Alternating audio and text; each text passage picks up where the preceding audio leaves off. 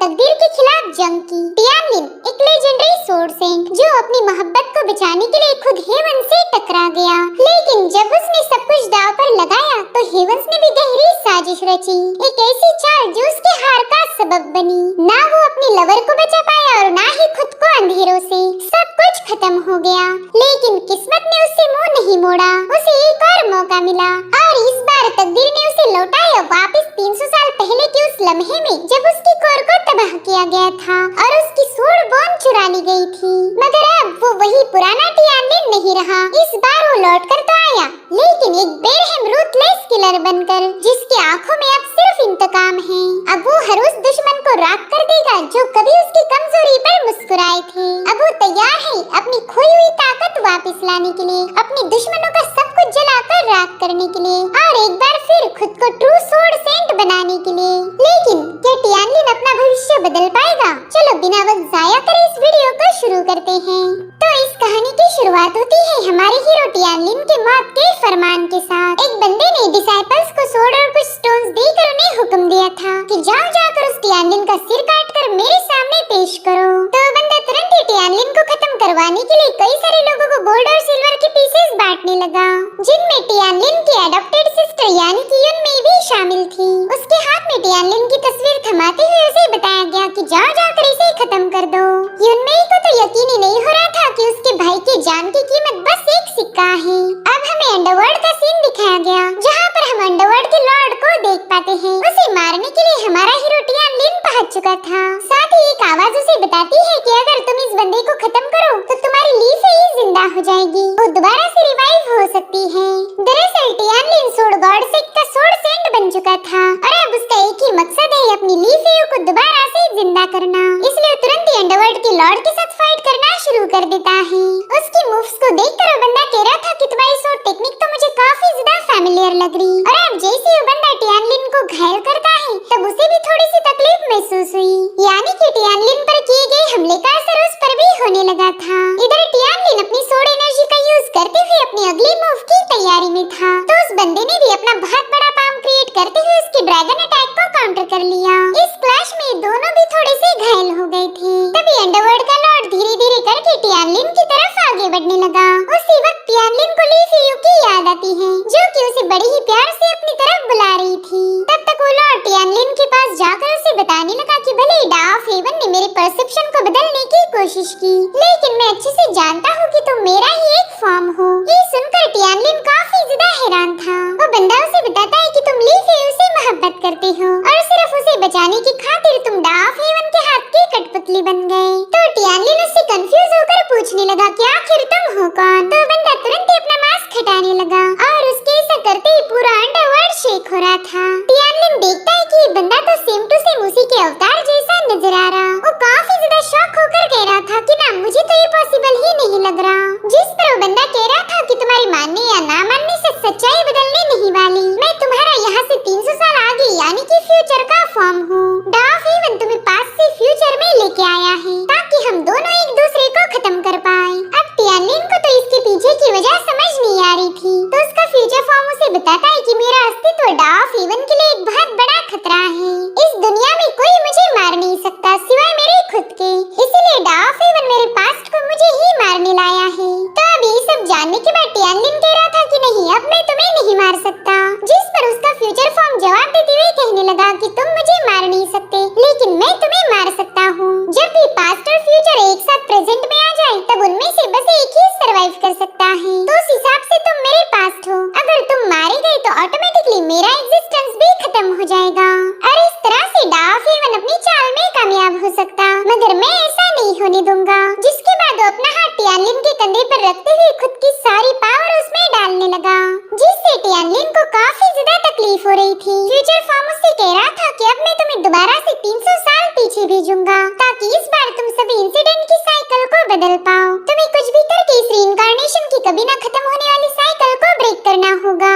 और अब उसके फ्यूचर फॉर्म की गायब होते ही टियानलिन को डा ऑफ हेवंस की आवाज आई। वो कह रही थी, टियानलिन हार मान जाओ, यही तुम्हारी किस्मत है, तुम इससे कभी भी बच नहीं सकते।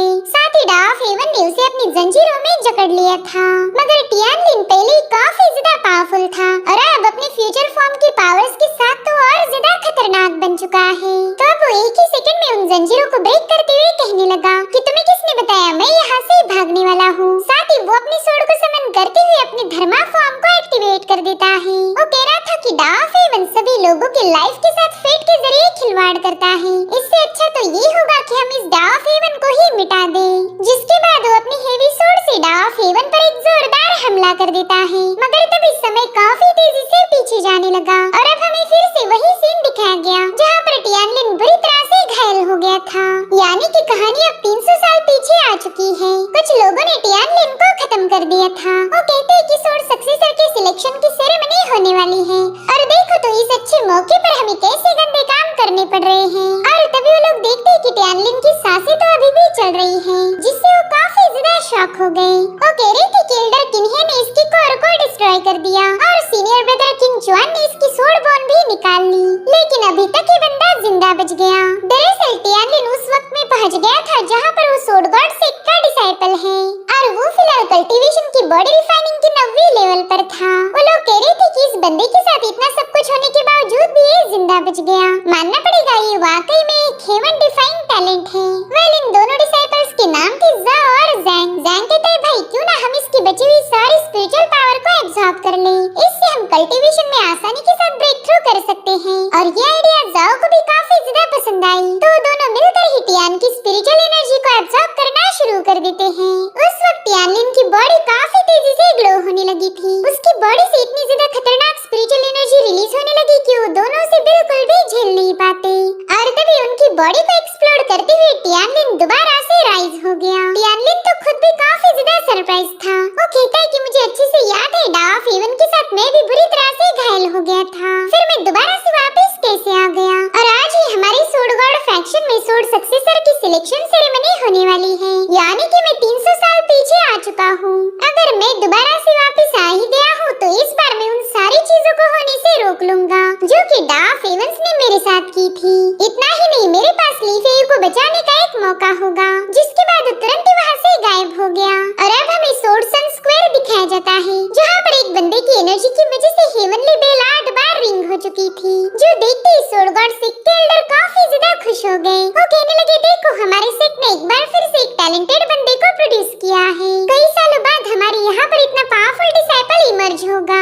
तभी दूसरे एल्डर कहने लगे कि अगर इस बेल को ये रिंग कर सकता है तो यही हमारा नया सोर्ड सक्सेसर होगा। तब तक उस बंदे ने अपनी एनर्जी का यूज करके उस बेल को एक बार फिर से रिंग किया, जो देखकर तो वो लोग और ज्यादा हैरान हो गए। वो कहते हैं कि पिछले 100 सालों में भी कोई इस बेल को 9 बार रिंग नहीं कर पाया था। साथ ही हम वहाँ पर एक और एल्डर को देख पाते हैं जो कि दिल ही दिल में कहने लगा कि मेरा बेटा अब काफी ज्यादा मशहूर होगा। मैंने इसे यहाँ तक पहुँचाने के लिए क्या कुछ नहीं किया। मैंने टियानलिन की सोर्ड बोन को इतने सालों तक नर्चर किया और फिर सही वक्त आते ही उस बोन को निकालकर मेरे बेटे किंग जुआन की बॉडी में ट्रांसफर कर दिया। इसी वजह से आज मेरे बेटे को सोर्ड सक्सेसर का टाइटल मिलेगा। मेरी इतने सालों की मेहनत आज रंग लाएगी। इधर किंग जुआन काफी जोर जोर से हंस रहा था और उतने में ही क्यास बेल एक बार फिर से रिंग हुई, जो देख किंग जुआन सोच रहा था कि शायद उस टियानलिन की सोर्ड बोन वाकई एक्स्ट्राऑर्डिनरी थी, उसी की वजह से मैं ये कारनामा कर पाया। इधर एल्डर कह रहे थे कि कहीं हम कोई सपना तो नहीं देख रहे। इस बंदे ने क्यास बेल को 10 बार रिंग किया है, ये जरूर से कोई इल्यूजन होगा। अब तो सेक लीडर भी सोच में पड़ गए कि ये बंदा इतनी दूर से ही क्यास बेल को रिंग कैसे कर पा रहा। कहीं इस किंग जुआन ने बेल पर मौजूद क्यास इम्प्रिंट को अंडरस्टैंड तो नहीं किया होगा। और फिर वो अनाउंस करने लगे कि किंग जुआन हेवन का भेजा हुआ टैलेंटेड डिसाइपल है। इसने कॉन्टेस्ट तो जीत ही लिया था, मगर इसने क्यास बेल को भी 10 बार रिंग किया है। तो हमारे सेक के एंसेस्टर रूल के अकॉर्डिंग मैं किंग जुआन को हमारे सेक का सोर्ड सक्सेसर अनाउंस, मगर उनकी बात पूरी होने से पहले ही क्यास बेल दोबारा से रिंग होने लगी, जो सुनकर किन्हे कह रहा था कि मेरा बेटा हमारे सेक के इतिहास में उस सबसे पहला पर्सन बन गया जिसने 11 बार क्यास बेल को रिंग किया है। वहीं पर किंग जुआन भी काफी जोर जोर से हंसते हुए कहने लगा कि मैं किंग जुआन एक अल्टीमेट सोर्ड सेंट बनने वाला हूँ। मगर जैसे उसने जोश में आकर क्यास बेल को हाथ लगाने की कोशिश की, वो क्यास बेल उसे तुरंत ही पीछे पुश कर देती है और तभी उस बेल में से बहुत ही स्ट्रॉन्ग पावर रिलीज होने लगी थी। साथ ही साथ डाइस भी पूरी तरह से कांपने लगी। क्यास बेल के इम्प्रिंट हमारे हीरो टियानलिन के आसपास जमा होने लगे थे। उसकी इस धांसू एंट्री को देखकर सभी लोग हैरान हो गए। डिसाइपल्स कहते हैं कि अरे हमने तो सुना था टियानलिन की कल्टीवेशन करते हुए मेरिडियन शैटर हो गई, फिर ये इतनी स्ट्रॉन्ग ऑरा कहां से रिलीज हो रही है। इधर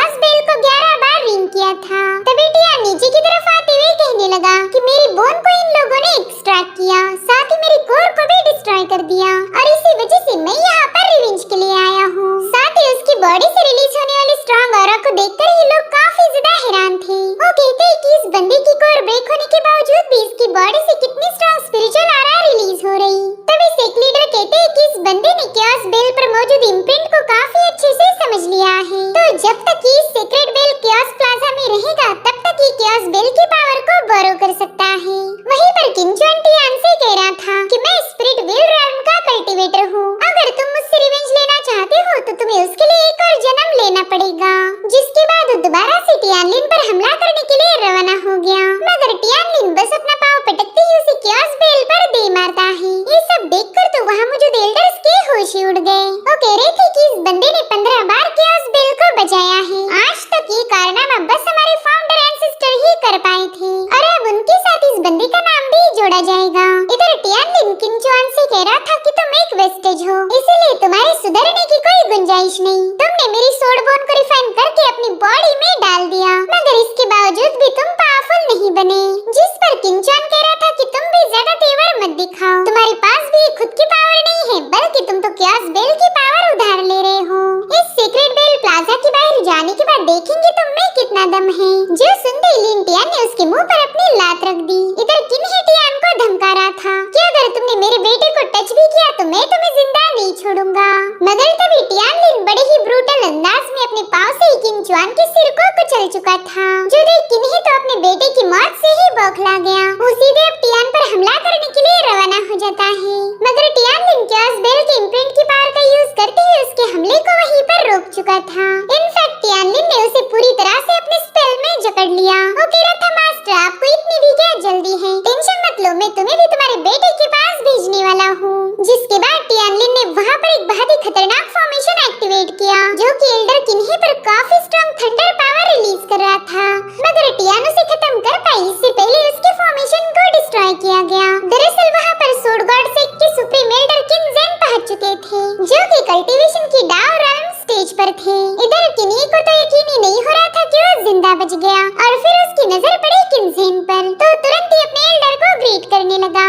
अब किनजेन टियानलिन से कहते हैं कि अपने फेलो डिसाइपल को खत्म करके अपने मास्टर एंसेस्टर्स को धोखा देना ये सबसे बड़ा जुर्म है। बताओ तुम्हारी इतनी हिम्मत कैसे हुई जो तुम हमारे हजारों सालों पुराने रूल्स को ब्रेक करो। तो टियानलिन उन्हें बताता है कि इन लोगों ने मेरी बॉडी से सोड बोन एक्सट्रैक्ट करके मेरी कोर को डिस्ट्रॉय किया, इसलिए मैं उन्हें पनिश कर रहा हूँ। ये लोग तो सिर्फ मौत के हकदार हैं। उतने में ही सुप्रीम एल्डर किनजेन उस पर हेवी प्रेशर रिलीज करते हुए कहने लगा कि अपनी फालतू बकवास बंद करो। हालांकि टियानलिन पर इसका ज्यादा फर्क नहीं पड़ रहा था। वो कह रहा था क्या आप इस सोड गॉड सेक्ट के सुप्रीम लीडर हो, मगर आप अपनी पोजीशन का हमेशा से ही गलत फायदा उठाते आए। आपने हमेशा कमजोरों को बुली किया है। और फिर वो बड़ी स्टाइल के साथ आगे बढ़ते हुए कहने लगा कि अफसोस आपकी पोजीशन मेरा घंटा कुछ बिगाड़ नहीं सकती।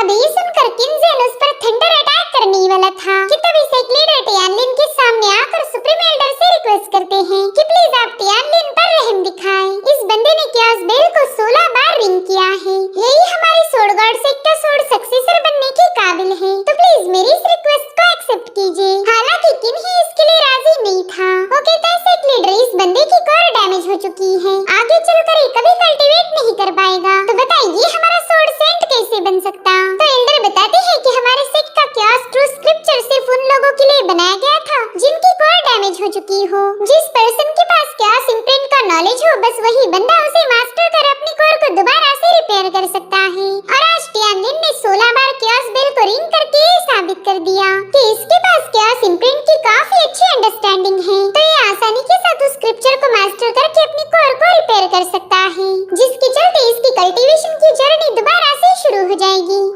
इसलिए हमें सोड सेंट की पोजीशन सिवाय टियानलिन के और किसी को देना नहीं चाहते। वहीं पर सुप्रीम एल्डर किनजेन सोच रहा था कि इस बंदे के पास एक सेंट बनने की काबिलियत है, मगर फिर भी मैं ऐसा नहीं होने दे सकता क्योंकि इसने मेरी किन फैमिली से दुश्मनी मोल ली, अब तो इसे मरना ही होगा।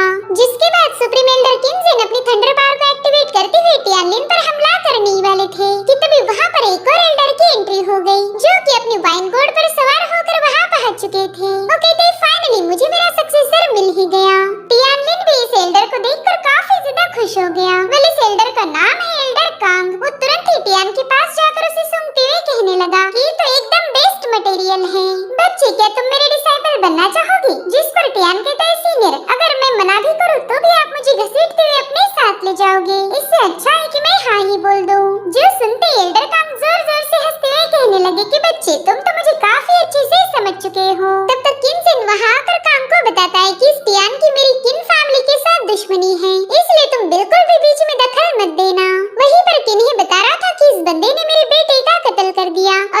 जान से मारने की कोशिश की है, इसलिए हम इस बंदे को जिंदा नहीं छोड़ सकते। इसे तो एग्जीक्यूट करना लाजमी है। तभी एल्डर कांग टियानलिन को गौर से देखते हुए कहने लगे, अरे बाप रे, क्या इस मासूम बच्चे ने तुम्हारे बेटे को मार दिया? फिर तो मुझे ये बोलना पड़ेगा कि तुम्हारा पूरा खानदान ही यूजलेस है।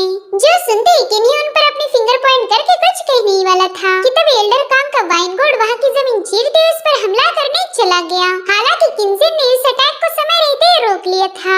एल्डर कांग उससे कहते कि अच्छा हुआ ज़ेन ने तुम्हें बचा लिया, वरना आज तक जिस भी बंदे ने मुझ पर उंगली उठाई वो जिंदा नहीं बच पाया। वहीं पर एल्डर ज़ेन ने उनका वाइनगोर्ड वापस उन्हीं की तरफ पास कर दिया। अब एल्डर कांग टियान से कहते कि नफरत कभी दिल में पनपने नहीं देनी चाहिए, इससे समय के साथ और ज्यादा गहरी हो जाती। तो मैं चाहता हूँ कि तुम इन लोगों से सॉरी बोलकर इस मसले को यहीं पर रफा दफा कर दो। तो टियान भी मजे के साथ एल्डर किन्हे से कहने लगा कि वैसे भी हमारा मास्टर डिसाइपल का रिश्ता था, ऐसा तो है नहीं कि हमारी काफी पुरानी दुश्मनी है, इसलिए मैं चाहता हूँ कि हम इस नफरत को यहीं पर खत्म कर दें। अरे अब कांग अपने वाइनगोर्ड को समन करते हुए टियान को वहाँ से ले जाने लगे। वहीं पर किंजन कह रहा था, कांग ये मत भूलो कि सोर्ड सक्सेसर का कॉन्टेस्ट अभी बाकी है। अगर तुम्हारा डिसाइपल कॉन्टेस्ट में हार गया तो सोर्ड सक्सेसर की पोजीशन उसके हाथ से निकल जाएगी।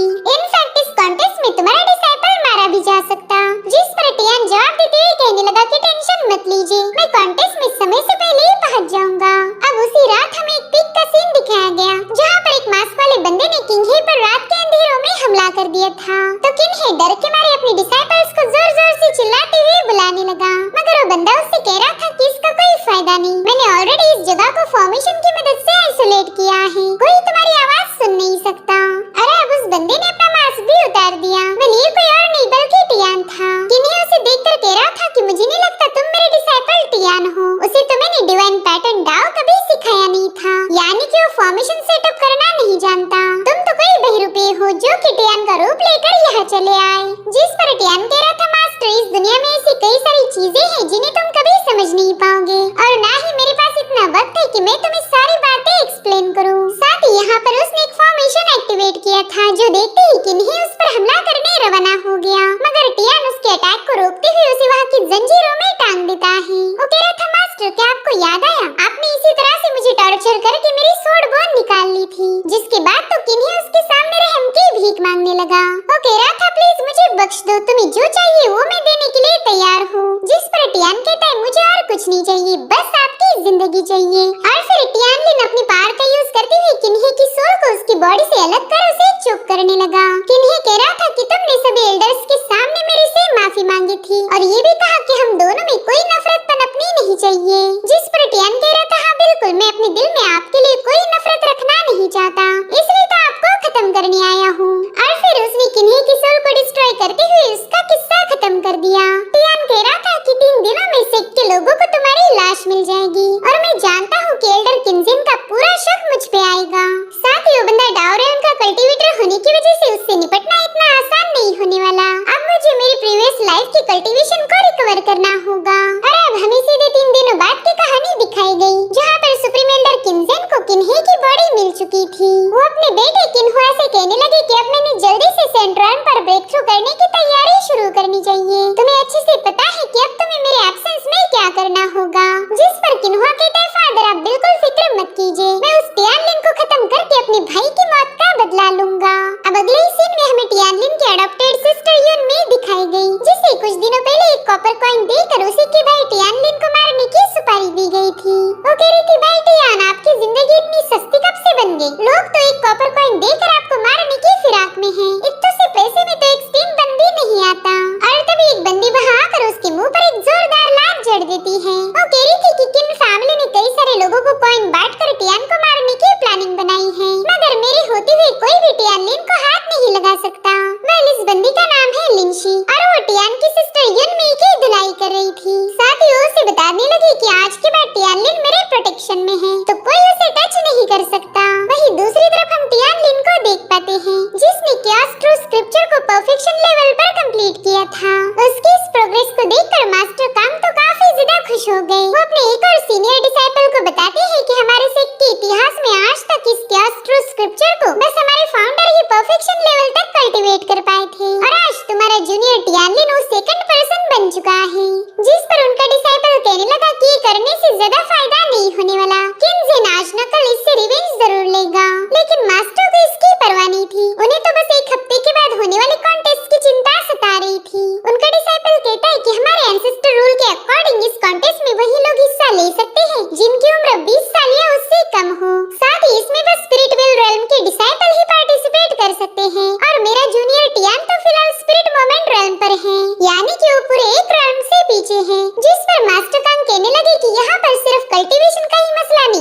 किंजन ने टियानलिन को मारने के लिए और भी काफी सारी प्लानिंग करके रखी होगी। अब सीन शिफ्ट होकर हमें टियानलिन की माइंड स्पेस दिखाई गई, जहाँ पर टियान हम व्यूअर्स को इस दुनिया की कल्टीवेशन स्टेजेस की जानकारी देता है। वो कह रहा था कि चास टू स्क्रिप्चर में टोटल 9 लेवल्स होती हैं, जिनमें से सबसे पहले नंबर पर है बॉडी रिफाइनिंग, सेकंड होगी स्पिरिट मोमेंट, तीसरी होगी स्पिरिट विल, चौथे नंबर पर है स्पिरिट सी, पांचवे पर है ट्रू एलिमेंट, छठी पर है हेवन ह्यूमन, सातवीं है डाओ रेल्म, आठवीं है सेंट रेल्म और सबसे टॉप पर है एम्परर रेल्म। और इस आखिरी यानी कि 9वीं एम्परर रेल्म पर पहुंचना सबसे ज्यादा मुश्किल है। वो कह रहा था कि अगर मैं हेवनली डाओ का यूज करूं तो भी मेरी कोर जल्दी से रिपेयर नहीं होगी, क्योंकि इस हेवनली डाओ की कई सारी मिस्ट्रीज हैं। और तभी उसे याद आता है कि उसने अपनी पास्ट लाइफ में सोर्ड नर्चरिंग टेक्निक को मास्टर किया था। भले ये एक लो लेवल की टेक्निक थी, मगर ये उसकी कोर को रिपेयर करने की ताकत रख सकती है। तो अगर इस लाइफ में टियानलिन चास पावर के साथ साथ स्पिरिचुअल पावर को भी कल्टीवेट करेगा तो इससे उसे काफी बेहतरीन रिजल्ट मिल सकते थे। सो गाइस, यहाँ पर वो अपनी पास्ट लाइफ की पावर को फिलहाल उसके पास मौजूद चास पावर के साथ कंबाइन करने की फिराक में था। अब हमें सीधे 7 दिनों बाद की कहानी दिखाई गई, जहाँ पर हम लाइफ एंड डेथ डायस को देख पाते हैं। यहीं पर सोर्ड सक्सेसर की ट्रायल होने वाली थी। वेल, इस कॉन्टेस्ट में केनियन नाम के टॉप इनर डिसाइपल ने भी हिस्सा लिया था। इसने हाल ही में स्पिरिट विल रेल्म की 3rd स्टेज पर ब्रेक थ्रू किया है और टियानलिन तो बस बॉडी रिफाइनिंग रेल्म पर था, यानी कि वो यून से ठीक 2 रेल्म नीचे हैं। इसलिए कॉन्टेस्ट देखने आए लोगों को पूरा यकीन था कि इस कॉन्टेस्ट को किन्यून ही जीतने वाला है। उनके हिसाब से किन्यून एक जीनियस है, तो सोर्ड सेंट की पोजीशन भी उसे ही मिलनी चाहिए। उनकी बात ही सुनकर लिंशियो ने गुस्से में घूरने लगी। इधर से लीडर ने कॉन्टेस्ट को शुरू करने का हुक्म दिया था, तो सभी एल्डर्स अपनी पावर्स को एक्टिवेट करते हुए लाइफ एंड डेथ प्लेटफॉर्म पर एक फॉर्मेशन सेटअप कर देते हैं। साथ ही इन दोनों को बताया गया कि अब ये प्लेटफॉर्म तब तक क्लोज रहेगा जब तक तुम दोनों में से एक मारा नहीं जाएगा। तो किनियन अपनी सोर्ड घुमाते हुए टियानलिन से कहने लगा कि इस लाइफ एंड डेथ प्लेटफॉर्म पर जीत यानी कि लाइफ है और हारना मतलब मौत है। सब टियानलिन, तुम मुझसे बच नहीं सकते। जिसके बाद वो टियानलिन पर हमला करने के लिए रवाना हो गया, मगर टियान चास पावर का यूज करते हुए इसे पीछे ढकेल चुका था। जो देखते उस बंदे ने थंडर सोर्ड टेक्निक को एक्टिवेट करते हुए टियान पर कई सारी सोर्ड रिलीज कर दी। हालांकि टियान फ्लीटिंग शैडो टेक्निक का यूज करते हुए उसे डॉज कर देता है। एल्डर कहते हैं कि इस बंदे ने तो हमारे सेट की हेवन ग्रेड मूवमेंट टेक्निक का यूज किया है। वहीं दूसरी तरफ किनियन उस पर लगातार हमले करने की कोशिश में था। एल्डर कहते हैं कि यून के पास अर्थ ग्रेड के स्पिरिचुअल वेपन है, साथ ही इंटेंट लेवल की अर्थ ग्रेड सोर्ड टेक्निक भी है। बेचारा टियानलिन इसके सामने ज्यादा देर तक टिक नहीं पाएगा। वहीं पर टियान बस उस बंदे के हर एक अटैक को डॉज करने में लगा हुआ था, और वो भी एकदम मामूली से एफर्ट्स लगाकर। और फिर टियान उसकी सोर्ड को होल्ड करके उसे काफी दूर पुश कर देता है। वो कह रहा था कि तुम तो अपनी सोर्ड को भी ढंग से यूज नहीं कर सकते, पता नहीं तुम खुद को सोर्ड कल्टीवेटर बुलाने की हिम्मत कैसे कर लेते हो। जिस पर यून कहने लगा कि अभी तो ये मुकाबला शुरू हुआ है, आगे आगे देखो मैं तुम्हारा क्या हशर करता हूँ। जिसके बाद यून स्पिरिट बर्स्ट पिल को कंज्यूम कर चुका था, जिससे पहले तो उसे काफी ज्यादा तकलीफ होने लगी, और फिर वो अपने फाउंडेशन पोस्टर को एक्टिवेट करते हुए टियान को अपनी पावर शो करने लगा। इधर बाकी के एल्डर किन्हुआ से कह रहे थे कि ये तो सरासर गलत है। युनकिन ने इस पिल की मदद से अपनी पावर्स को काफी हद तक बढ़ा दिया। ऐसा करने से तो टियानलिन के जीतने के चांसेस पूरी तरह से कम हो चुके हैं। जिस पर किन्हुआ कह रहा था कि ये तो लाइफ एंड डेथ प्लेटफॉर्म है, यहाँ पर हर एक टेक्निक और एलिक्सर को यूज करने की इजाजत दी गई, इसलिए कोई भी ये नहीं बोल सकता कि किन्युन ने चीटिंग की है। वहीं पर टियान एकदम रिलैक्स था। वो किन्युन से कहने लगा कि तुम्हें मरने की कुछ ज्यादा ही जल्दी है, तो चलो मैं तुम्हारी ये ख्वाहिश पूरी कर देता हूँ। और फिर उसने चुटकी बजाते ही चास फायर को समन कर लिया। इधर यूनुस पर एक जोरदार पंच रिलीज कर चुका था, तो उसे रोकने के लिए टियान ने भी अपनी फॉर्मेशन एक्टिवेट करते हुए वहाँ पर चास ड्रैगन को समन कर लिया। उस ड्रैगन ने पूरे एरिना में ही आग लगा दी थी। ये नजारा देखकर सभी लोग हैरान हो गए। एल्डर सेक लीडर से पूछ रहे थे कि आखिर यहाँ पर टियान ने कौन सी टेक्निक का यूज किया था, जिस पर वो बताते हैं कि उसने चास पावर को एक्टिवेट किया है। ये फायर हेवन एंड अर्थ का ओरिजिन थी, और इस फायर का जन्म बर्निंग चास पावर से हुआ था। इसे तुम हेवनली फ्लेम के साथ भी कंपेयर कर सकते हो। अब ये लोग देखते कि प्लेटफॉर्म में मौजूद चास फायर में युनकिन की कोई हरकत नजर नहीं आ रही, जिससे सभी लोग काफी ज्यादा पैनिक हो गए थे। और फिर धीरे धीरे वहाँ की सारी फायर वैनिश होकर टियान उसमें से बाहर आ गया। उसने युन को जलाकर राख कर दिया था, जिसके बाद वो कह रहा था चलो अगला बंदा जो भी मुझे चैलेंज करना चाहता है वो फटाफट से अरीना में आ जाए। यहाँ पर किन्हुआ के गुस्से का कोई ठिकाना नहीं था। वो कहने लगा टियान तुमने मेरे बेटे को मारने की हिम्मत कैसे तो टियानलिन उसके सामने उसी के बेटे का डायलॉग रिपीट करता है। वो कह रहा था कि लाइफ एंड डेथ प्लेटफॉर्म पर जीत यानी कि जिंदगी और हार यानी कि मौत। तो मैंने आपकी बेटे की बात मानकर उसे हकीकत में बदल दिया। किन्हुआ को टियान पर बहुत ज्यादा गुस्सा आ रहा था, मगर एल्डर के होते हुए वो कुछ भी नहीं कर सकता। सभी एल्डर्स का मानना था कि टियान की ताकत के सामने कोई और टिक नहीं सकता, इसलिए हमने इस कंपटीशन को यहीं पर रोककर टियान को सक्सेसर अनाउंस कर देना चाहिए। मगर तभी किन्हुआ कहने लगा कि सोर्ड सक्सेसर को सभी डिसाइपल्स की रिस्पेक्ट मिलना लाजमी है। अब अगर हमने एक ही मुकाबले के बाद फैसला सुना दिया तो बाकी के डिसाइपल कभी भी टियानलिन की रिस्पेक्ट नहीं करेंगे। हमने सबको फाइट करने का मौका देना चाहिए। और कुछ डिसाइपल जो कि किन्हुआ के साइड में थे वो सभी यही कहने लगे कि सिर्फ एक मुकाबले के बाद आप टियानलिन को ये पोजीशन नहीं दे सकते, हमें भी उसके साथ फाइट करने का मौका चाहिए।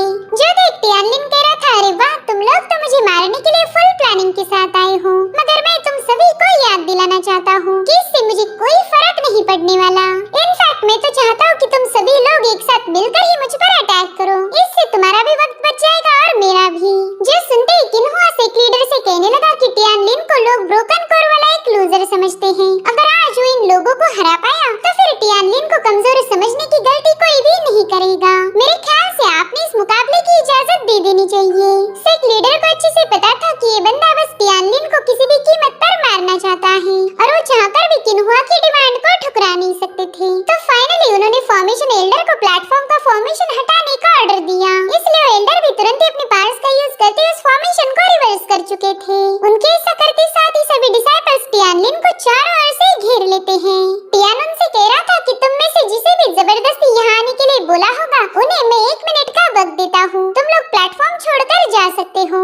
मगर वो डिसाइपल कहने लगे कि तुम्हारी क्योस पावर तो अब डिप्लीट हो चुकी होगी, इसलिए हम बिल्कुल भी पीछे नहीं हटेंगे। जिसके बाद वो सभी लोग उस पर हमला करने के लिए रवाना हो गए। मगर टियानलिन ने बस एक ही स्टेप आगे लेते ही उसके ऑरा से वो सभी लोग जमीन पर पटक गए। अब यहाँ पर टियानलिन ने स्पिरिचुअल पावर और क्योस पावर को मिलाते हुए अपना पोस्चर रिवील कर दिया था, जो कि है स्पिरिट वर्ल्ड रेल्म। ये देखते ही वो सभी लोग काफी ज्यादा पैनिक हो गए। इनफैक्ट जो डिसाइपल उसका मुकाबला करने आए थे वो अब वहाँ से भागने की कोशिश करते हैं, मगर टियानलिन कहने लगा कि तुम्हें मैंने भागने का मौका दिया था, उस वक्त तुमने मेरी बातों पर गौर नहीं फरमाया, इसलिए अब मैं भी तुम्हें यहाँ से जाने की इजाजत नहीं देता। जिसके बाद वो तुरंत ही अपने ड्रैगन को रिलीज करते हुए वहाँ मौजूद फॉर्मेशन को एक्टिवेट करने लगा। ये देख किन्हुआ तो काफी ज्यादा शॉक हो चुका था। एल्डर बताते हैं कि मैंने तो इस फॉर्मेशन को एक्टिवेट ही नहीं किया। अब वो जैसे उस फॉर्मेशन को ब्रेक करने की कोशिश करने लगे, टियान का ड्रैगन अपनी जबरदस्त रोरिंग से उन्हें दूर पुश कर चुका था। वहाँ मौजूद डिसाइपल्स तो हैरान थे कि टियान ने हेवनली डिवाइन डाओ पैटर्न को भी मास्टर किया है। उसी डाओ पैटर्न की मदद से वो इस फॉर्मेशन को एक्टिवेट कर पाया था। इधर ही सभी डिसाइपल्स कहने लगे कि इसके साथ फाइट करने के बजाय हमारे पास और कोई रास्ता नहीं, चलो जल्दी से इसे मिलकर खत्म करते हैं। मगर तभी टियानलिन अपनी सोर्ड को समन करते हुए उन सभी डिसाइपल्स पर बड़े ही खतरनाक अंदाज में हमले करने लगा। ये सीन वाकई काफी ज्यादा कमाल का था। टियानलिन सोर्ड एनर्जी का यूज करते हुए इतने सारे डिसाइपल्स को बड़ी ही आसानी के साथ घायल कर चुका था, और वो भी हवा से भी तेज रफ्तार के साथ। ये नजारा देखकर सभी लोगों के होश ही उड़ गए थे। वो लोग कह रहे थे कि टियानलिन के पास एक कमाल की सोर्ड एनर्जी है, साथ ही साथ उसकी थंडर सोर्ड टेक्निक तो किन्युन से भी ज्यादा भयानक थी। इधर टियान कह रहा था कि अगर तुम में से किसी और को मुझे चैलेंज करना है तो अरेना में आ सकता है। वहीं पर किन्हुआ तो बेजान होकर नीचे ही बैठ गया था। वो कहता है कि आज मैंने अपना सब कुछ खो दिया, मेरा बेटा भी मारा गया और मेरे डिसाइपल भी। इनफैक्ट वो तो इस सदमे को झेल ही नहीं पाता, जिसके चलते वो वहीं पर बेहोश हो गया। वहीं पर सेक्ट लीडर फाइनली अनाउंस कर देती है कि टियानलिन ही सोर्ड गॉड सेक्ट का सोर्ड सक्सेसर है। उन्होंने टियान पर सोर्ड गॉड टोकन भी बिस्टो कर दिया था, जिससे टियान की बॉडी पर काफी तेज डिवाइन पावर रिलीज होने लगी। सभी एल्डर्स और डिसाइपल अपनी सोर्ड सक्सेसर को रिस्पेक्ट दे रहे थे। वहीं पर हम एल्डर कांग को देख पाते हैं, जो कि टियान के परफॉर्मेंस को देखकर काफी ज्यादा खुश हो गए। साथ ही अब टियानलिन को सोर्ड सक्सेसर पिक का मास्टर भी बना दिया गया था। यहाँ पर एल्डर जाओची उसे सर्व करेंगे। वहीं दूसरी तरफ हम किन्हुआ को देख पाते हैं, जो कि टियानलिन पर काफी ज्यादा भड़का हुआ था। वो कहता है कि तुमने मेरे कई सारे लोगों को खत्म किया, देख लेना मैं जरूर से तुमसे बदला लूंगा। इधर युन में 3 दिनों का लंबा सफर तय करके अपने टाउन वापस आ गई थी। वो कहती है भाई ने मुझे घर भेज दिया और खुद वहीं पर रुक गए। पता नहीं उन्होंने कॉन्टेस्ट जीता होगा या नहीं। और तभी एक और लेडी ने उसे कैप्चर कर लिया। मेरे ख्याल से किन्हुआ की कोई चाल हो सकती है। इधर टियान स्पिरिट वर्ल्ड रेल्म के सेकंड स्टेज पर पहुंच गया था। वो अपने सोर्ड गॉड टोकन को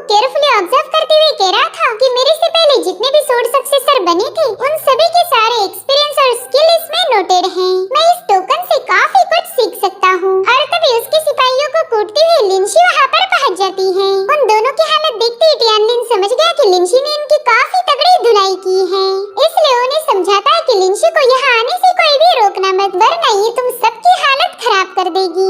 अब उन लोगों के वहाँ से जाने के बाद लिंशी टियान को केयरफ्री सिटी आने के लिए बोल रही थी। वहाँ जाकर वो टियान की जीत को सेलिब्रेट करना चाहती है, मगर टियानलिन ने इसके लिए मना कर दिया। वो कह रहा था कि मैं तो स्टार पैलेस जाना चाहता हूँ। और अब हमें स्टार पैलेस का सीन दिखाया गया, जहाँ पर हम युनशी नाम की बंदी को देख पाते हैं। वो किसी कल्टीवेटर के साथ फाइट कर रही थी और इस फाइट को आर्टिफैक्ट के जरिए ही देखा जा सकता था, क्योंकि वहाँ स्टार पैलेस में बस गिने चुने लोगों को एंट्री मिलती है।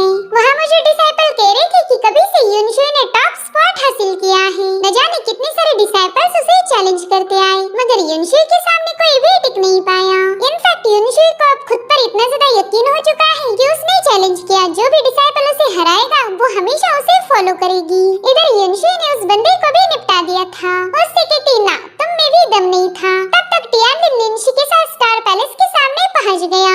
उसे स्टार पैलेस को विजिट करना था, मगर 20 साल से कम एज वाले कल्टीवेटर्स को स्टार पैलेस में एंट्री नहीं थी। दरअसल टियान यहाँ के एक ट्रेजर को ऑब्टेन करना चाहता, अगर वो सोडो से मिल गई तो अपने से पावरफुल बंदों का भी मुकाबला कर पाएगा। लिंशी उसे बार बार बता रही थी कि भूल जाओ, यहाँ तुम्हें एंट्री नहीं मिलने वाली। हालांकि उसका अंदाजा पूरी तरह से गलत निकला, क्योंकि स्टार पैलेस के एल्डर ली ने टियानलिन के लिए वहाँ का बैरियर रिलीज कर दिया था। हालांकि लिंशी को उसके साथ जाने का मौका नहीं मिलता, उल्टा उसे तो दूर पटका गया था। और अब एल्डर ली टियानलिन को इस पैलेस के बारे में बताने लगी। यहाँ पर टोटल 3 फ्लोर्स थे, जहाँ पर कंटिन्यूअसली सोड ट्रायल्स की जाती है। फिलहाल टियानलिन फर्स्ट फ्लोर पर आ चुका था। जिन्होंने भी यहाँ पर जीत हासिल की उन सभी डिसाइपल्स के फैंटम क्लोन यहाँ पर छोड़ रखे थे। एल्डर ली उसे बताते हैं कि अगर तुम यहाँ के किसी क्लोन को हरा पाए तो उसकी रैंकिंग तुम्हारी हो जाएगी, साथ ही तुम अपना फैंटम क्लोन भी यहाँ पर छोड़ सकते हो। वहीं दूसरी तरफ किन्हुआ को भी खबर मिल चुकी थी कि टियानलिन स्टार पैलेस में पहुँच चुका है। वहाँ पर तो सभी स्पिरिट सी रैंक के कल्टीवेटर्स के फैंटम क्लोन हैं, तो टियानलिन उनके साथ फाइट करके जरूर से हार जाएगा।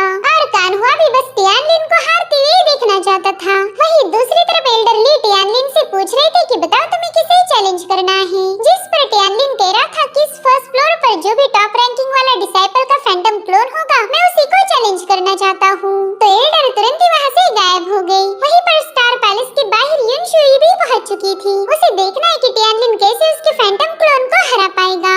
इधर स्टार पैलेस में उसका क्लोन टियान के सामने आ चुका था। उससे कहती कि अगर तुम मुझे हरा दो तो मैं पूरी जिंदगी तुम्हें फॉलो करूंगी। इनफैक्ट डिसाइपल्स को पूरा यकीन था कि टियानलिन जो कि स्पिरिट विल रैंक पर है वो कभी भी इस बंदी को हरा नहीं पाएगा। वहीं पर टियानलिन सोचता है कि पास लाइफ में यहाँ पर मिस्टर मुफेंग थे, फिर ये बंदी यहाँ पर कैसे पहुँच गई। और उतने में ही युनशी उस पर अटैक कर देती है, मगर टियान ने उसके हमले को अपनी सोर्ड से रोक लिया। टियानलिन कह रहा था कि तुम इस फ्लोर की टॉप कल्टीवेटर हो और होगी भी क्यों नहीं, तुमने अपनी सोर्ड की सोल को अवेकन किया है। अब इन दोनों में जबरदस्त फाइट शुरू हो चुकी थी। सभी डिसाइपल की नजर इस मुकाबले पर गड़ी है, क्योंकि युनशी के फैंटम क्लोन को आज तक कोई भी हरा नहीं पाया था। इधर टियान उसके हर एक अटैक को झेलते हुए उसकी एबिलिटीज को असेस करने लगा। वेल युनशी के पास आइस पावर थी, जिसके चलते टियान ने अपनी कियोस फायर को समन कर लिया, मगर ये भी युनशी को हराने के लिए काफी नहीं थी। वहीं पर युनशी ने अपनी 10,000 सोर्ड फॉर्मेशन को एक्टिवेट करते हुए टियान पर हजारों सोर्ड्स की बारिश कर दी, जिससे वो यहाँ से वहाँ भागते हुए डॉज करने लगा। इधर स्टार पैलेस के बाहर युनशी के मेन फॉर्म को लग रहा था कि ये बंदा भी उसके फैंटम क्लोन को हरा नहीं सकता, इसलिए वो वहाँ से वापस जाने वाली थी। लेकिन तभी टियानलिन हेवनली सोर्ड को एक्टिवेट कर देता है। साथ ही यहाँ पर उसने अपनी कियोस फायर और स्पिरिचुअल पावर को कंबाइन कर लिया था, जिसके बाद उस सीधे युनशी पर हमला करने के लिए रवाना हो जाता है। उसके अटैक काफी ज्यादा जबरदस्त थे।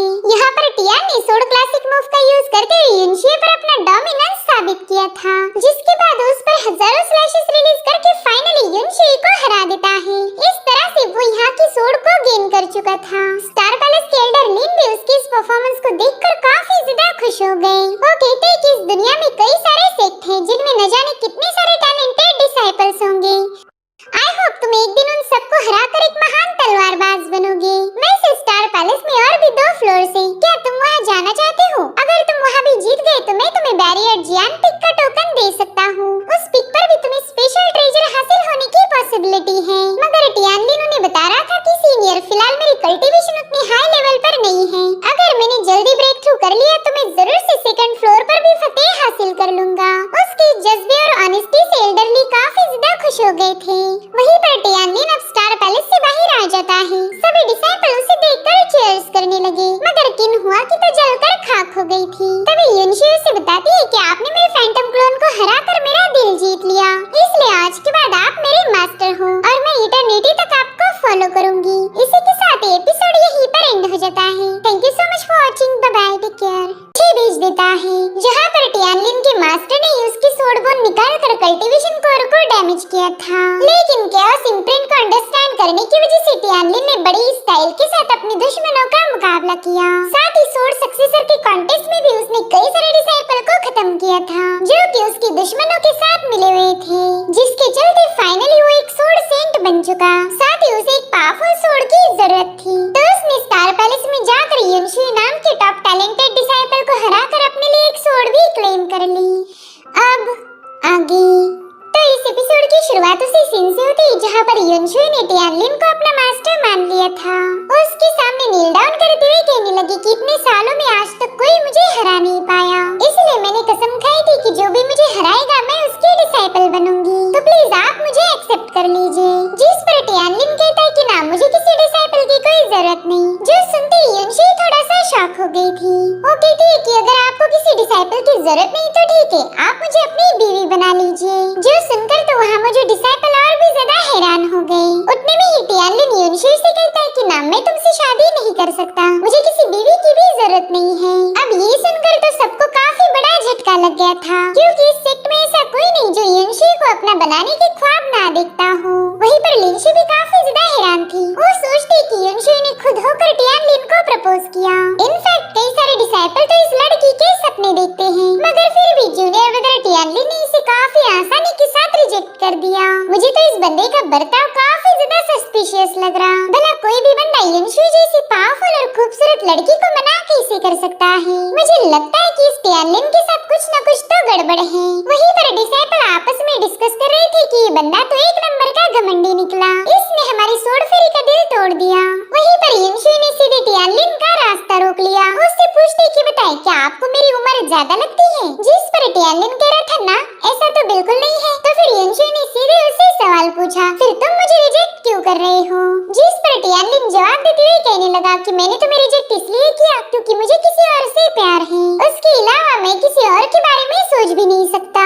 मगर युनशी को उसकी बातों पर यकीन नहीं होता। उसे लगता है कि शायद ये बंदा उससे झूठ बोल रहा। इधर एक डिसाइपल तो युनशी को मायूस देखकर काफी ज्यादा गुस्सा हो गया। वो अपने दोस्तों से कह रहा था कि मैं इस टियानलिन को खत्म कर दूंगा। आखिर इसकी इतनी हिम्मत कैसे हुई कि ये मेरी गॉड इसका दिल तोड़ दे? वहीं दूसरी तरफ एक एल्डर ने तो शादी के खर्चे का हिसाब जोड़ना शुरू किया था। वो कहते हैं कि अगर स्वॉर्ड सेंट टियानलिन इस साल शादी करेगा तो हमारे पास उतना बजट ही नहीं है कि इसकी धूमधाम के साथ शादी कराएं। वहीं पर लिंशी टियानलिन से धीरे से पूछने लगी कि भाई क्या तुम्हारी बॉडी में कोई प्रॉब्लम है? मुझे तो अब तुम्हारे मर्द होने पर डाउट हो रहा है। भला तुम इतनी खूबसूरत लड़की को मना कैसे कर सकते हो?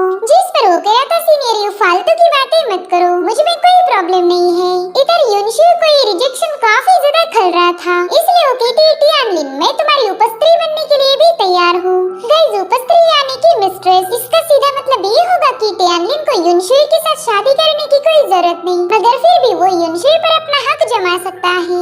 वेल, युनशी के मुंह से ऐसी बात सुनकर सभी लोग काफी ज्यादा हैरान थे। लिंशी उससे पूछती कि क्या वाकई तुम सीरियस हो? जिस पर वो कहने लगी कि टियानलिन ने मुझे हराया है तो उनके साथ रहने के लिए मैं किसी भी हद तक जा सकती हूँ। वैसे तो मैं टियानलिन की सीनियर हूँ, लेकिन अगर वो मुझे अपने साथ रखे तो मैं अपनी सीनियरिटी का टाइटल छोड़ने के लिए भी तैयार हूँ। मगर टियानलिन ने तो उसके इस ऑफर को भी ठुकरा दिया था। जो देख कुछ लोग कहने लगे कि ये बंदा तो वाकई गजब का है, इसने एक खूबसूरत लड़की के हर एक ऑफर को ठुकरा दिया। इसके जैसा सख्त लौंडा तो हमने आज तक नहीं देखा था।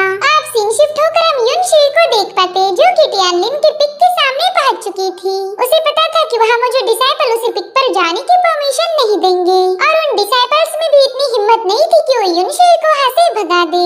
अब उनके पास बस एक ही ऑप्शन था, टियानलिन को युनशी के आने की खबर देना, ताकि टियानलिन खुद ही इस मैटर को हैंडल कर पाए। अब सुबह से रात हो गई थी, मगर फिर भी युनशी वहीं पर टियानलिन का इंतजार करती है। तो वहाँ के डिसाइपल्स को भी उस पर तरस आने लगा। वो कहते सीनियर प्लीज आप यहाँ से चले जाएं, हमारे मास्टर तो जन्मे हैं। लेकिन युनशुई इतनी आसानी से टियानलिन का पीछा नहीं छोड़ने वाली थी, इसलिए वो वहीं पर कल्टीवेट करने के लिए बैठ जाती है। उनमें से एक डिसाइपल उसे वापस भेजना चाहता था, मगर दूसरा उसे बताता है कि ये पहले ही काफी ज्यादा परेशान है, हमने इन्हें उन्हीं के हाल पर छोड़ देना चाहिए। जब हमारे मास्टर इनका रिस्पॉन्स नहीं देंगे तब वो कुछ ही दिनों में खुद ब खुद यहाँ से चली जाएंगी। अब ऐसे ही कई दिन बीत गए, दिन हफ्तों में और हफ्ते महीनों में बदलते रहे, लेकिन युनशुई अभी भी टियानलिन का इंतजार कर रही थी। वहीं दूसरी तरफ हम टियानलिन को देख पाते हैं, जो कि काफी लंबे अरसे के बाद कल्टीवेशन से बाहर आ चुका था। लेकिन सेक्लोजन से बाहर आते ही वो अपने एक आर्टिफैक्ट को चेक करता है और उस आर्टिफैक्ट को देखते ही उसे पता चला कि उसकी लिन फैमिली खतरे में है। उनके साथ कुछ तो हुआ था जिसके बारे में टियानलिन को कोई आइडिया नहीं, इसलिए वो डिसाइड करता है कि वो जल्दी से जाकर अपनी फैमिली को चेक करेगा। साथ ही साथ उसका सर्वेंट उसे एक और शॉकिंग खबर सुनाता है। वो टियानलिन को बता रहा था कि दरअसल युनशुई हमारे सेक्ट के टॉप 10 डिसाइपल्स में से एक है, लेकिन उसने अपनी कोर डिसाइपल की पोजीशन को रिजाइन कर दिया। साथ ही स्काईफाई पिक पर जो उसका रेसिडेंस था उसने उसे भी छोड़ दिया। वो कई महीनों से हमारे सोर्स एंड पिक पर कल्टीवेट कर रही है, इस उम्मीद में कि आप उसे एक्सेप्ट करोगे। हमने उसे कई दफे यहाँ से जाने के लिए बोला था, लेकिन उसने हमारी एक न सुनी। वेल, हमें तो बस अब आपके सेक्लूजन से बाहर आने का इंतजार था। अब अगर आप बोलो तो हम तुरंत ही उसे यहाँ से भगा देंगे, लेकिन टियानलिन ने इसके लिए मना कर दिया। वो कहने लगा कि उसे डिस्टर्ब करने की कोई जरूरत नहीं, उसे उसके हाल पर छोड़ दो। जिसके बाद वो अपने सोर्स एंड पिक से बाहर आ जाता है। वो देख पा रहा था कि तेज बारिश में भी युनशुई उसी के इंतजार में है। वहीं पर युनशुई को भी टियानलिन के सेक्लूजन से बाहर आने का एहसास हो चुका था, लेकिन टियानलिन उसे बस नजर भर देखकर वहाँ से रवाना हो गया। वहीं दूसरी तरफ एल्डर कांग को जब पता चला कि टियानलिन नॉर्थ विंड टाउन की तरफ रवाना हो चुका है तो काफी ज्यादा सरप्राइज हो गए। उस पर चिल्ला रहे थे कि आखिर तुमने मुझे पहले इन्फॉर्म क्यों नहीं किया? अरे हाँ, तुम कैसे बताओगी? तुम्हारा पूरा ध्यान तो खाना ठूसने पर होता है। तो लिंशे एप्पल खाते हुए कहने लगी कि मुझे किसी ने पूछा ही नहीं तो भला मैं खुद होकर क्यों बताऊं? जिस पर एल्डर कांग कहते कि फालतू के बहाने मेरे सामने नहीं चलने वाले। हालांकि लिंशे पर अपने मास्टर के चिल्लाने का जरा भी फर्क नहीं पड़ता, उसे तो अब डांट खाने की आदत हो चुकी है। उतने में ही सेक्ट लीडर कहते हैं कि अब टियानलिन की पोजीशन पहले जैसी नहीं रही। पहला तो बस वो हमारे सेक्ट का एक मामूली सा डिसाइपल था, मगर अब वो हमारा सोर्ड सेंट बन चुका है। उसकी इस बढ़ती हुई पोजीशन के साथ साथ उसके दुश्मन भी काफी ज्यादा बढ़ चुके होंगे। अगर ऐसे में चिंगजाओ टेरिटरी में उस पर किसी ने हमला किया तो हमारे सोर्ड गॉड सेक्ट की इज्जत मिट्टी में मिल जाएगी, और हमारे सेक्ट पर कोई उंगली उठाए ये बात मैं जरा भी बर्दाश्त नहीं कर सकता। जिस पर लिंशे कहती चलो ठीक है, मैं ही टियानलिन के साथ जाती हूँ। अगर रास्ते में कोई उस पर हमला करे तो मैं उसे प्रोटेक्ट करूंगी। जो सुनते एल्डर तुरंत ही टेबल पर कूदकर उससे कहने लगे कि अभी के अभी यहाँ से दफा हो जाओ, तुम्हें फटाफट से टियानलिन के पास जाना होगा वरना तुम्हारा खाना पीना बंद कर दूंगा। जो सुनते ही लिंशे भारी दिल से अपना एप्पल फेंक कर वहाँ से रवाना हो गई, मगर उसे टियानलिन के पास जाने की जरा भी जल्दी नहीं थी। उसका स्पीड देखकर सेक्ट लीडर एल्डर कांग से कहने लगी कि ये बंदी तो एक नंबर की बेवकूफ है। अगर इसे कोई भी काम अर्जेंट करने के लिए बोला जाए तो ये जानबूझकर उसमें देरी करेगी। हम इस बेवकूफ के भरोसे टियानलिन को नहीं छोड़ सकते। मेरे ख्याल से हमने कुछ एल्डर्स को भी टियानलिन के पीछे भेज देना चाहिए, लेकिन एल्डर कांग इसके लिए राजी नहीं थे। वो सेक्ट लीडर को समझाते कि टियानलिन बिना किसी को बताए अपनी फैमिली से मिलने गया है। अगर हमने कुछ एल्डर्स को उसके पीछे लगवा दिया तो ये बात पूरे सेक्ट को पता चल जाएगी, इसलिए हम बेवजह किसी दुश्मन को अलर्ट नहीं करेंगे। रही बात लिंशे की, तो वो अच्छे से जानती है कि टियानलिन हमारे सेक्ट का एक सोर्ड सेंट है, तो वो उसे किसी भी कीमत पर प्रोटेक्ट करेगी। अब सीन शिफ्ट होकर हम टियानलिन को देख पाते हैं, जो कि अपने स्पिरिचुअल बर्ड पर सवार होकर नॉर्थ विंड टाउन की तरफ रवाना हो चुका था। इस सफर में वो पुरानी सारी बातों को याद करने लगा। वो कहने लगा कि मेरी प्रीवियस लाइफ में स्टार पैलेस की टॉप डिसाइपल युनशुई नहीं बल्कि कोई और था। साथ ही अब मेरी लिन फैमिली भी खतरे में है। मेरी प्रीवियस लाइफ में तो ऐसा कोई इंसिडेंट नहीं हुआ था। मुझे तो ये समझ नहीं आ रहा कि यहाँ पर इतने सारे बदलाव क्यों हो रहे हैं। कहीं इसमें मेरा रीबर्थ होना इन्वॉल्व तो नहीं है? सो गाइस, सिंपल वर्ड में बताया जाए तो टियानलिन के साथ जो कुछ भी हो रहा था वो उसकी प्रीवियस लाइफ में नहीं हुआ। यहाँ पर एक नई कहानी रची जा रही थी। टियानलिन को शक था कि इसका कनेक्शन उसके रीबर्थ या फिर डा ऑफ हेवन से हो सकता है। उसे लगता है कि शायद डा ऑफ हेवन ही उसके प्रेजेंट को मैनिपुलेट करते हुए उसकी फ्यूचर को बदलने की फिराक में है, और उतने में उसे काफी स्ट्रॉन्ग ब्लड एसेंस की स्मेल आती है। तो टियानलिन जल्दी से उस स्मेल को फॉलो करते हुए नीचे की तरफ जाने लगा। दरअसल उस वैली में लिन फैमिली के लोगों पर अटैक हुआ था, जिसमें उनके कई सारे फैमिली मेंबर्स मारे गए। साथ ही साथ टियानलिन का कजिन युनलिन भी बुरी तरह से चुका था। वो अपने दुश्मनों से कहता है कि मेरा भाई एक हेवनली स्वॉर्ड सेंट बन चुका है। जैसे उसे पता चलेगा कि तुमने हमारे कई सारे फैमिली मेंबर्स का कत्ल किया, वो जरूर से तुमसे बदला लेगा। दरअसल इन लोगों पर लियो फैमिली की एक यंग लेडी ने अटैक करवाया था। वो युनलिन से कहती है कि तुम्हारे भाई का तो मैं बेसब्री से इंतजार कर रही हूँ। मैं तो चाहती हूँ कि वो जल्दी से कल्टीवेशन से बाहर आ जाए। जितनी जल्दी वो हमसे रिवेंज लेने आएगा, उतनी ही जल्दी मैं उसके साथ हिसाब बराबर कर सकती हूँ। अब ये मत सोचना कि मुझे तुम्हारे भाई टियानलिन से डर लगता है। उसकी बातें सुनकर युनलिन को काफी ज्यादा गुस्सा आ रहा था। उससे कहता है कि शुक्र मनाओ टियानलोंग कल्ट तुम्हारा सपोर्ट कर रहा, वरना तुम में इतनी हिम्मत कहाँ कि तुम मेरे भाई का मुकाबला कर पाओ। तुम्हारे लियो फैमिली में ऐसा कोई शख्स नहीं जो मेरे भाई का मुकाबला कर सके। उसकी बातें सुनकर वो बंदी काफी ज्यादा हंसने लगी। साथ ही साथ उसका आशिक उसे अपनी बाहों में खींचते हुए कहने लगा कि इन लोगों के मुंह लगने की जरूरत नहीं है। अगर हम इन्हें आसानी के साथ मार सकते हैं तो भला इनके साथ बातें करके वक्त जाया करने की क्या जरूरत। पहला हम इन्हें खत्म कर देंगे और जब इनका भाई सेक्लेजन से बाहर आएगा तब उससे भी निपटने के लिए हमें ज्यादा वक्त नहीं लगने वाला। जिसके बाद वो दोनों मिलकर अपने चमचों को लिन फैमिली के लोगों पर हमला करने का हुक्म देते हैं। उन लोगों के अटैक को डॉज करने का युनलिन के पास वक्त नहीं था। इनफैक्ट ऐसा लगता है कि मानो उसने हार मान ली हो। अब इससे पहले कि वो बंदा युनलिन पर हमला कर पाए, वहाँ पर एक सोर्ड आ जाती है जिसने अपनी डिवाइन पावर को रिलीज करते हुए इन सभी असैसिन्स को काफी पीछे पुश कर दिया। उस पावरफुल सोर्ड को देखकर तो उन सभी लोगों के होश उड़ गए। उस अमेजिंग सोर्ड से काफी तेज ऑरा रिलीज हो रही थी। लेकिन तभी उनमें से एक बंदा कहने लगा कि ये तो एक मामूली सी ब्रोकन सोर्ड है।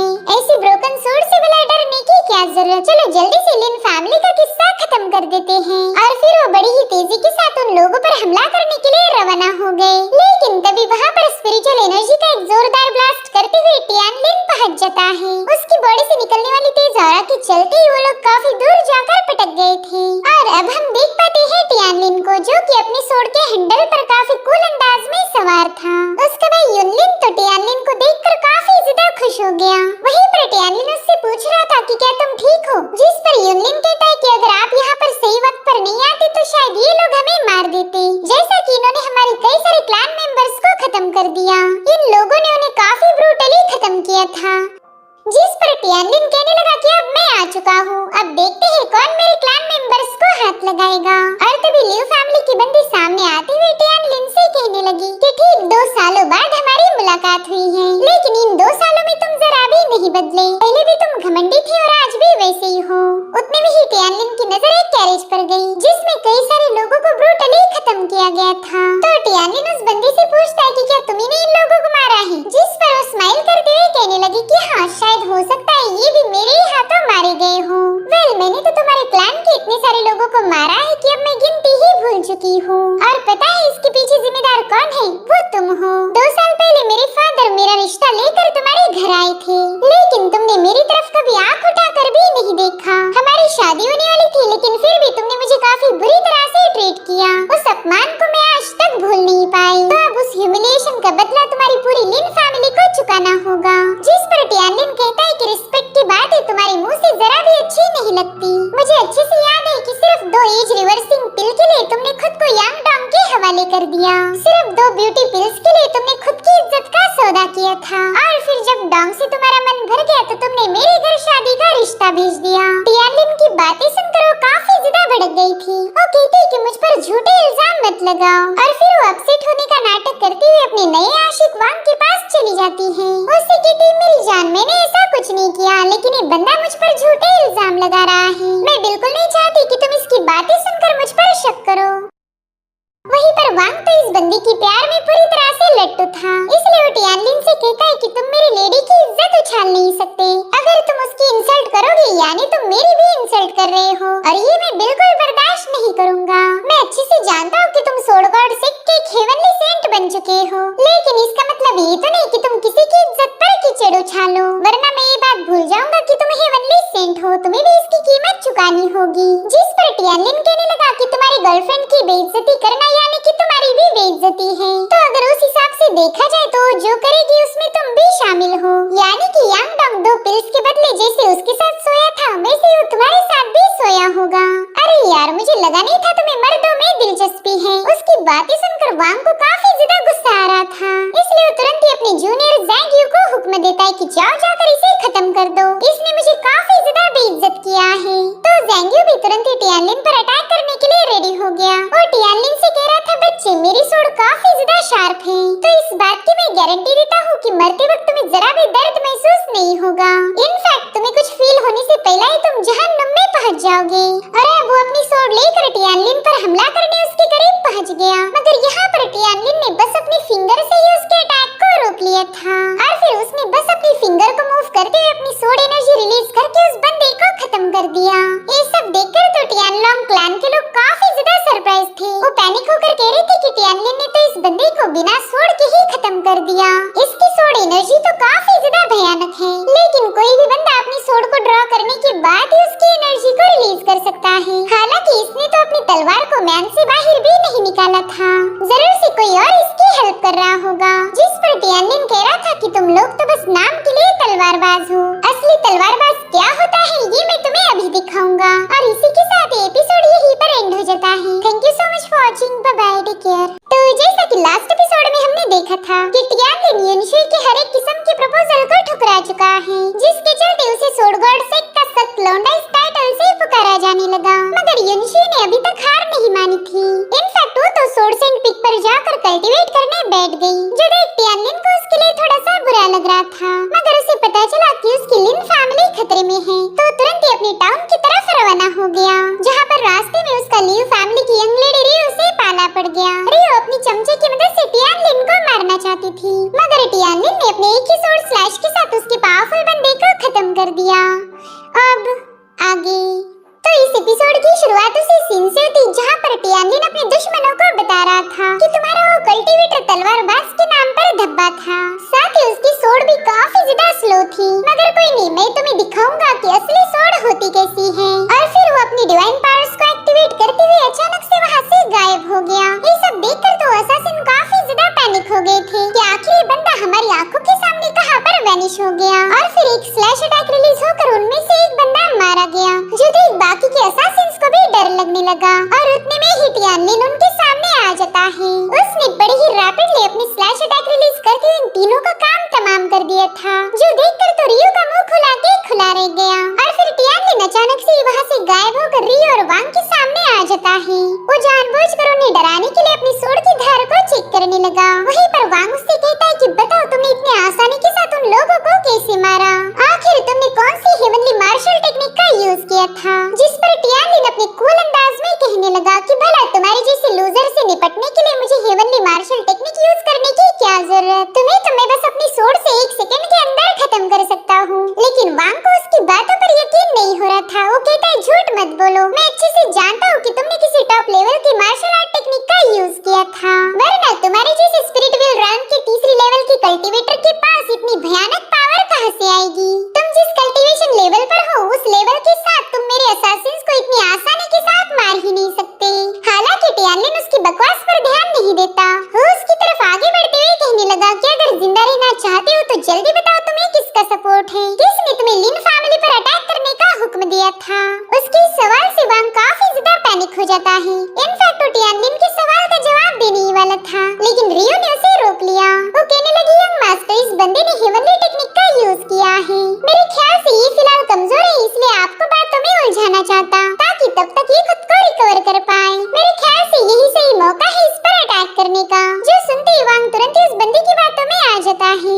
उसने अब तुरंत ही अपनी थंडर सोड टेक्निक को एक्टिवेट कर दिया था, जो देखकर टियानलिन भी थोड़ा सा सरप्राइज हो जाता है। तब तक वांग काफी तेजी के साथ टियानलिन पर हमला करने के लिए उसके एकदम करीब आ चुका था, मगर इससे पहले कि वांग की सोड उसे टच भी कर पाए, टियान वहाँ से गायब होकर पीछे से आकर उस पर एक जोरदार स्लैश अटैक रिलीज कर देता है, जिसके चलते वांग बुरी तरह से घायल होकर काफी पीछे जाकर पटक गया था। टियानलिन के एक ही स्लैश अटैक में उस बंदे की अकल ठिकाने आ चुकी थी और अब टियानलिन को अपने सामने देखकर और भी ज्यादा घबरा गया। वो पीछे हटते हुए कह रहा था कि प्लीज मुझे मत मारो, मैं तुम्हें सब कुछ बताने के लिए तैयार हूँ। जिस पर टियानलिन कह रहा था ना, अब काफी ज्यादा देर हो चुकी है। और फिर उसने बड़े ही कूल अंदाज में वांग का किस्सा वहीं पर खत्म कर दिया। ये सब देखकर तो टियानलिन के भाई भी काफी ज्यादा अमेज हो गए। उन्हें समझ नहीं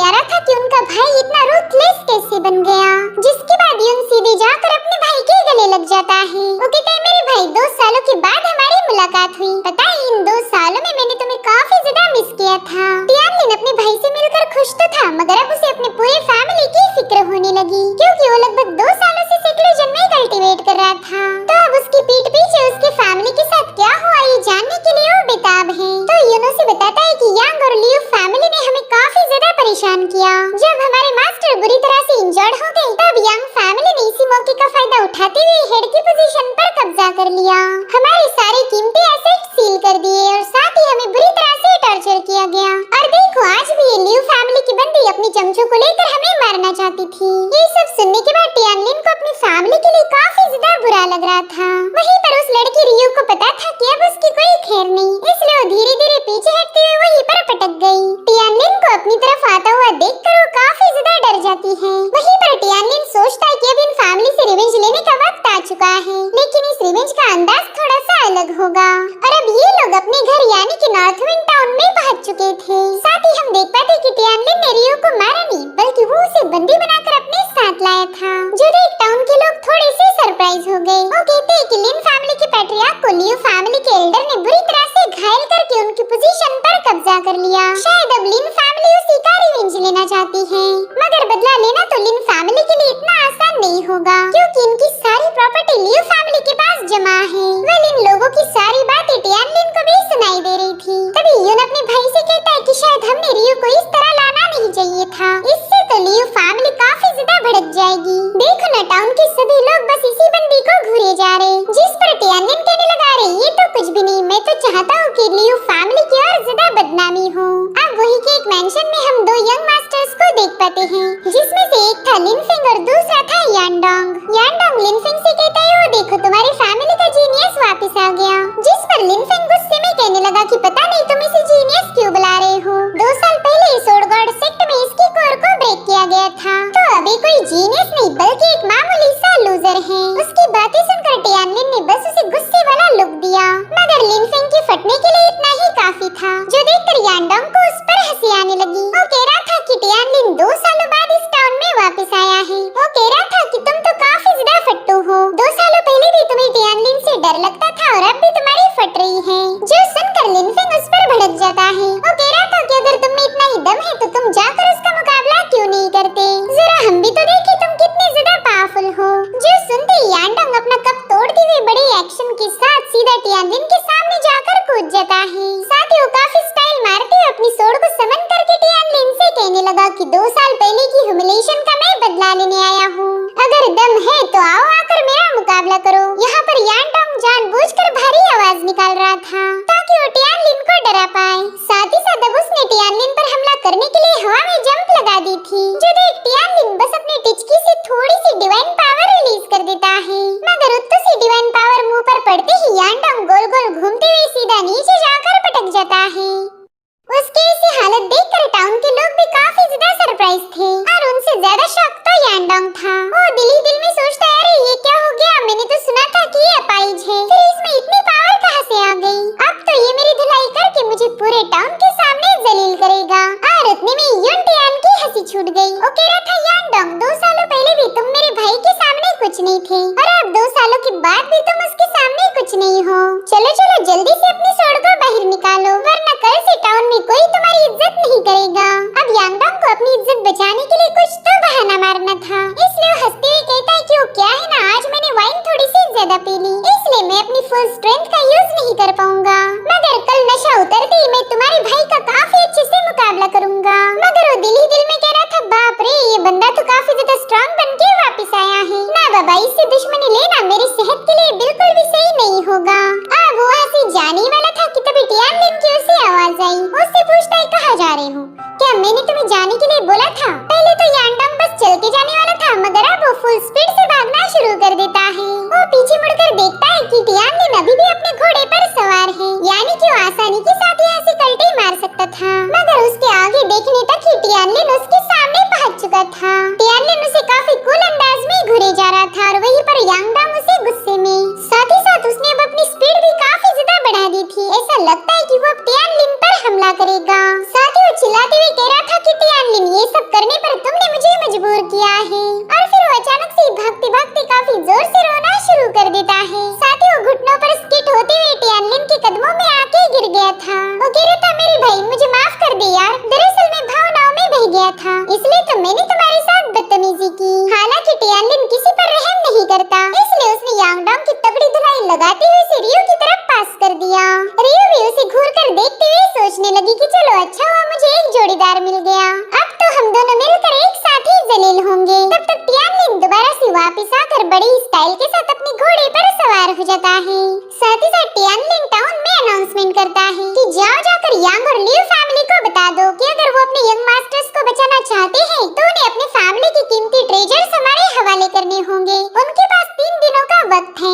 अगर इन 3 दिनों में मुझे यांग और लियू फैमिली से कोई रिस्पांस नहीं आया तो मैं खुद ही जाकर उन फैमिलीज को पर्सनली विजिट करूंगा, और मेरा विजिट उनके लिए काफी महंगा पड़ सकता है, क्योंकि अगर मैं उनसे मिलने गया तो पूरे क्लैन को उसकी कीमत चुकानी होगी। मैं उन दोनों के क्लैंस को डिस्ट्रॉय कर दूंगा। और अब ये ओपन चैलेंज करने के बाद टियानलिन वहाँ से रवाना हो जाता है। टाउन के सभी लोग काफी ज्यादा सरप्राइज थे। उन्हें अब यकीन था कि शायद उनके टाउन में बदलाव होंगे। अब अगले सीन में हमें लिन फैमिली का मेन हॉल दिखाया जाता है। 2 साल पहले ये हॉल लिन फैमिली के पास था, लेकिन टियानलिन की कोर ब्रेक होते ही यांग फैमिली ने इस पर कब्जा कर लिया। साथ ही साथ वहाँ पर हम 2 एल्डर्स को देख पाते हैं जो कि यांग फैमिली के हेड को बता रहे थे कि अब लिन फैमिली का एंसेस्टर ज्यादा दिनों तक जिंदा नहीं रह सकता। कल रात ही उसे ढेर सारी ब्लड की वोमिटिंग हुई, शायद अब वो ज्यादा दिनों तक सरवाइव नहीं कर पाएगा। जो सुनते ही लेडी यान काफी ज्यादा खुश हो जाती है। वो कह रही थी कि एंसेस्टर भला कितने दिनों तक जिंदा रहेगा। वो कहती है कि उस बुड्ढे की मेरिडिन ऑलरेडी शटर हो चुकी है। साथ ही साथ उस पर हार्ट कोरोडिंग जैसा पावरफुल पॉइजन भी यूज किया गया। अब अगर एलिक्सर का बादशाह भी आकर उसे हील करने की कोशिश करे तो वो भी फेल हो जाएगा। उस बुड्ढे का मरना तो कंफर्म है। और अगर सच बताओ तो इस कामयाबी का सारा क्रेडिट मैं आप 2 एल्डर्स को देती हूँ। आपने इस काम में मेरी काफी ज्यादा मदद की थी। आप दोनों की मदद के बिना तो हम कभी भी लिन फैमिली पर कब्जा नहीं कर पाते। खैर अब आपको मेरे हस्बैंड का भी सपोर्ट करना होगा। फिलहाल तो ये लिन फैमिली के हेड बन चुके हैं, लेकिन अब हमें उनके एंसेस्टर की पोजीशन को भी हथियाना पड़ेगा, तभी जाकर हम इस पूरे टाउन पर रूल कर सकते हैं। जो सुनते हो दोनों एल्डर तुरंत ही उस बंदे को रिस्पेक्ट देने लगे। वो कह रहे थे कि हम हमेशा आपके साथ हैं। इनफैक्ट पूरी ईमानदारी के साथ हम आपको सर्व करेंगे। अब वो दोनों एल्डर्स वहाँ से जाने वाले थे कि तभी लिन फेंग भागते हुए वहाँ पर पहुँच जाता है। वो कह रहा था फादर मेरे पास एक बहुत बुरी खबर है। साथ ही साथ वो काफी ज्यादा चिल्ला रहा था। उसकी शक्ल देखते ही उसके पेरेंट्स समझ गए कि ये तो डरा हुआ है। तो लिन फेंग का बाप उस पर गुस्सा दिखाने लगा। वो कहता है कि तुम हमारी फैमिली के यंग मास्टर हो, तुमने तो अपना रुतबा मेंटेन रखना चाहिए, लेकिन तुम हो कि पूरे बाजार में चिल्लाते हुए यहाँ पहुँच गए। आगे चलकर तुम ही मेरे सक्सेसर बनने वाले हो। अगर ऐसी हरकतें करोगे तो कोई तुमसे नहीं डरने वाला और ना ही ये पोजीशन तुम्हें दी जाएगी। वहीं पर लिन फेंग की मदर उससे कहती चलो अब आराम से हमें बताओ कि एग्जैक्टली क्या हुआ है। आखिर ऐसी कौन सी कयामत आ गई जो तुम इतना पैनिक हो गए। तो लिन फेंग कहता है फादर मेरे पास एक बहुत बुरी खबर है। दरअसल हमारा पुराना दुश्मन टियानलिन अब टाउन में वापस आ चुका। जो सुनते ही वो सभी लोग एक सेकंड के लिए काफी ज्यादा शॉक हो गए थे। लिन फेंग की मदर कहती है कि हमें उस बंदे से डरने की कोई जरूरत नहीं। मैंने सुना था कि सोड गॉड सेक्ट में 2 साल पहले उसकी कोर पूरी तरह से शटर हो गई थी।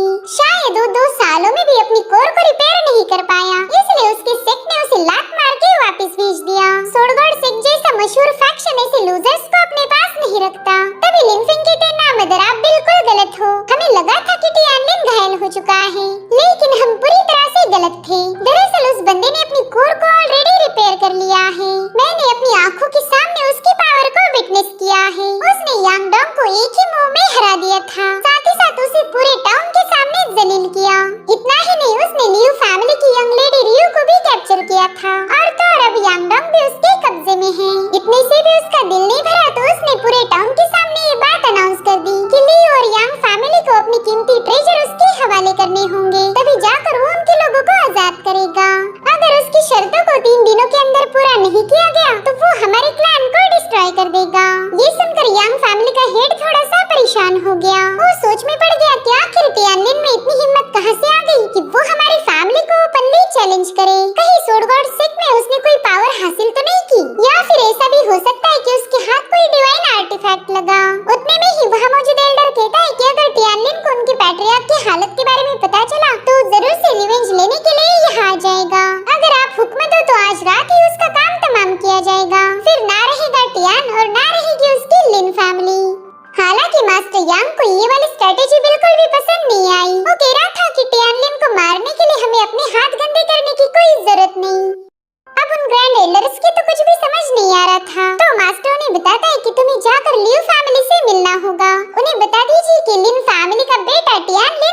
जा चुका है, तो अब उन्हें जाकर टियानलिन को मारना होगा। अगर लियू फैमिली ऐसा नहीं करेगी तो मैं हमारी पुरानी डील को ब्रेक कर दूंगा। उन्हें वो चीज नहीं मिलेगी जिसकी उन्हें तलाश है। उसके आइडिया सुनकर ग्रैंड एल्डर्स उस पर काफी ज्यादा खुश हो गए। वो कह रहे थे कि इस तरह से हम टियानलिन को मार भी देंगे और हमारे हाथ भी गंदे नहीं होंगे। दरअसल ये बंदा टियानलिन का मुंह बोला अंकल था, मगर हमेशा अपने लोग ही धोखा देते हैं और यहाँ पर भी वही हुआ था। वो बंदा कह रहा था टियानलिन तुम मुझे बेरहम नहीं बोल सकते, इसमें गलती मेरी नहीं बल्कि तुम्हारी है। तुम्ही ने गलत बाप चुना था।